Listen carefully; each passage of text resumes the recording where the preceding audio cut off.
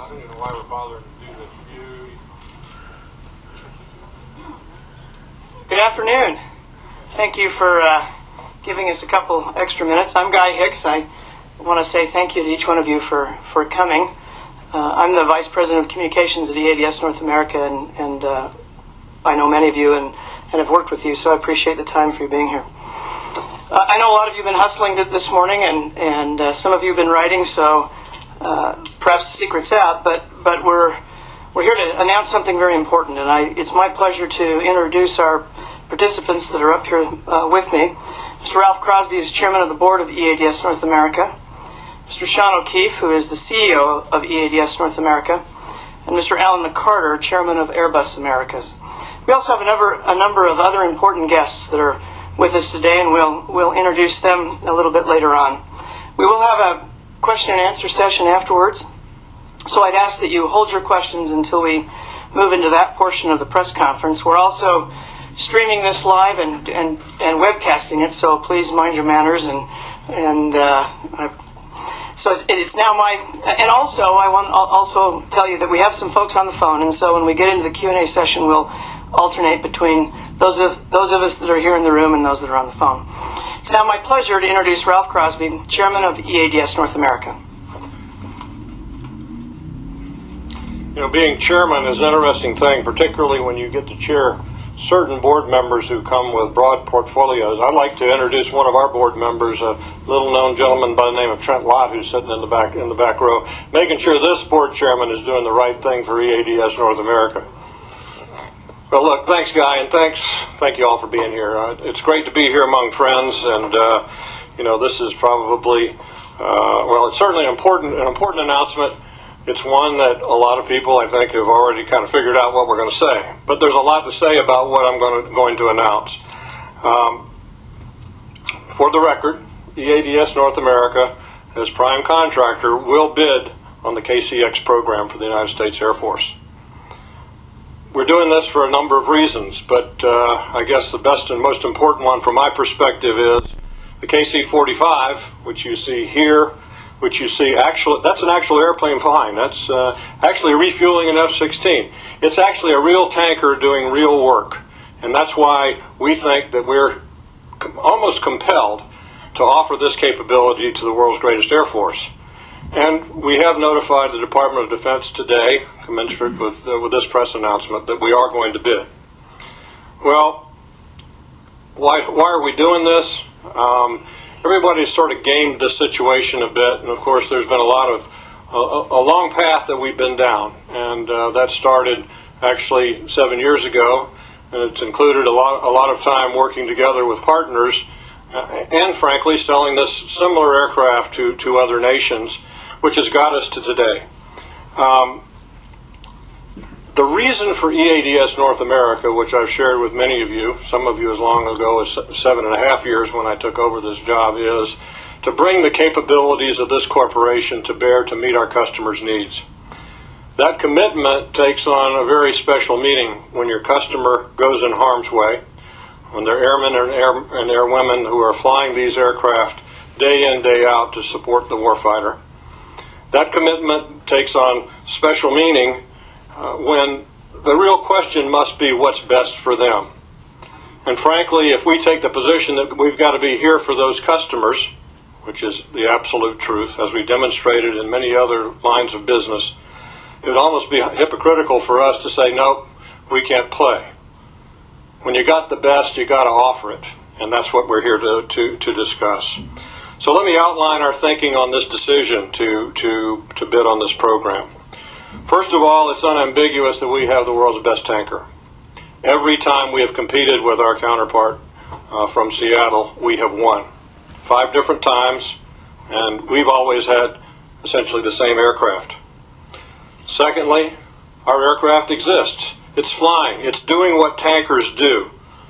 And it does all the things that are required in the Air Force's RFP. That means substantially less risk for the program, means greater confidence that will satisfy the real needs of the warfighter. And frankly, it's our view that the Air Force, through some sole source procurement, shouldn't be forced to buy an aircraft that only exists on paper. Third, We have a strong commitment to the U.S. economy. We believe where we go, we must bring economic benefit. And to the tens of thousands of men and women across America that are anxious for jobs, we will create tens of thousands of jobs by this program. At a time when our competitor is sending jobs overseas, we're creating new jobs, we're making long-term investments in our economy, and in the aerospace infrastructure of the United States.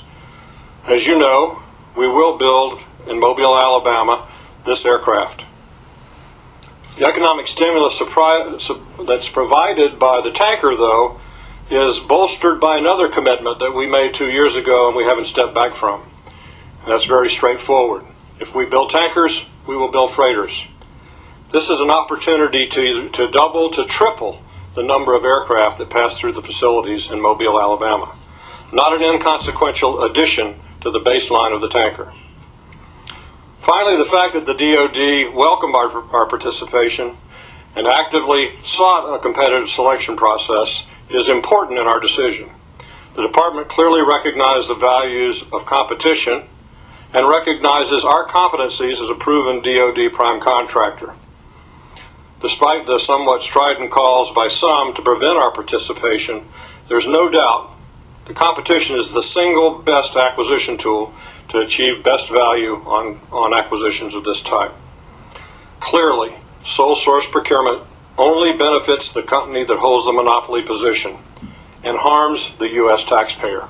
And those who take that position, I believe, need to recognize the implications of that. In summary, we in the department are driven by the fact that we're the only company in the world that has a tanker in production today that meets the RFP requirements, one that is in production, is proven, and flying now, as you see on this video. Now, there might be a few people in Washington and of your colleagues, it's quite doubtful, that haven't been following this program. But you should know that, and you do know, that the Air Force has waited a long time for this modernization effort. It's way past due. Well, we haven't been just waiting, we've been working. We began more than 6 years ago investing the company's money in developing an advanced refueling boom for this aircraft. We've been building aircraft, 2 of which are flying for our other customer, the Royal Australian Air Force. We've advanced our knowledge and our capabilities in this area. Today we're writing a new chapter in the tanker saga, 10 years worth of saga, I would say. One that we hope that will get this badly needed capability to the men and women in uniform who need it. But let me return to the fundamental, to the foundation of why we're here, why we think we must be here, and what's the differentiator in this competition. I think it's about what the competition is about. It is about tankers. It's about a tanker that has demonstrated its capability, that meets the requirements of the RFP.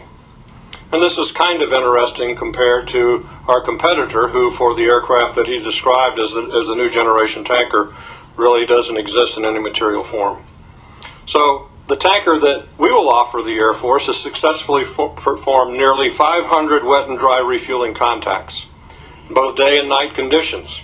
This compares favorably to the number that our competitor has in fact flown. The tanker will also have demonstrated the passage of fuel both at a rate and in a quantity that gives great confidence. We've passed more than 290,000 pounds of fuel through the same boom and hose and drogue refueling system that we'll provide to the Air Force.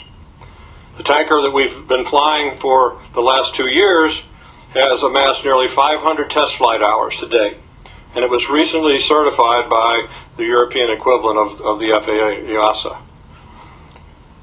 There is one new bit of news today in that regard as we continue clicking off the requirements for certification. Today we completed the daylight certification for our hose and drogue system. This is another step forward, and it's an area those who have followed it has been particularly trying for our competitor.